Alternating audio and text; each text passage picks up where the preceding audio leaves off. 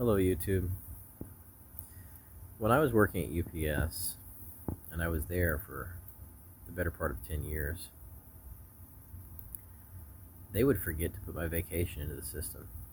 I would remind them repeatedly in the weeks and days leading up to the vacation, even the day before I was supposed to go on vacation, that I was leaving for vacation and they needed to put my vacation in the system. They hated when I took time off because I was a very difficult worker to replace.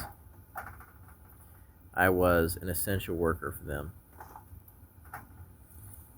I would take a week off and then take another week off later on. I had 2 weeks of vacation after 5 years there.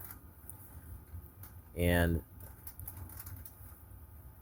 what would end up happening was I would find out the first day I was supposed to start my vacation that I hadn't gotten paid. They hadn't put my vacation in the system. And I'd have to contact them and they'd have to post date it. They'd have to put my vacation in the system, and I'd later get paid after returning to work for the time that I had taken off, which is ridiculous. It's completely unprofessional for a full-time warehouse supervisor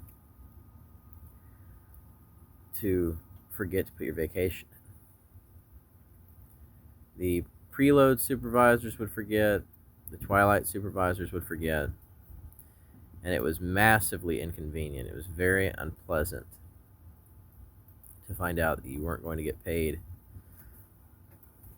after already starting your vacation. And then later on, you'd finally get the paycheck. You'd be like, man, I could have used that money when I was taking time off. Why are you, not making sure that I get paid when I'm taking scheduled time off? So you make absolutely sure that you ride their asses. If you're working there or you plan to work at UPS as a package handler on either shift, twilight or preload, you make sure that you really stick it to them. You go in the office and you watch them put those hours in for that vacation.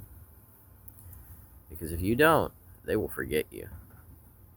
A lot of these full-time supervisors that work at UPS and even your part-time supervisors do not have integrity.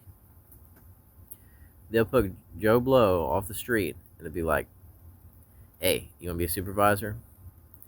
And these people take that supervisor role for the money. That doesn't make them fit to be managers or to be supervisors. I passed over that position many times because I didn't think that it paid well enough to compensate me for the amount of lip that I'd have to take off the full-time managers who were often just cussing those guys out. Sometimes women would take those positions. I tell them, look, they're going to give you all kinds of trouble. It's just madness. The way the company operates is ridiculous. Make sure they put your vacation in. Watch them do it. Don't take their word for it.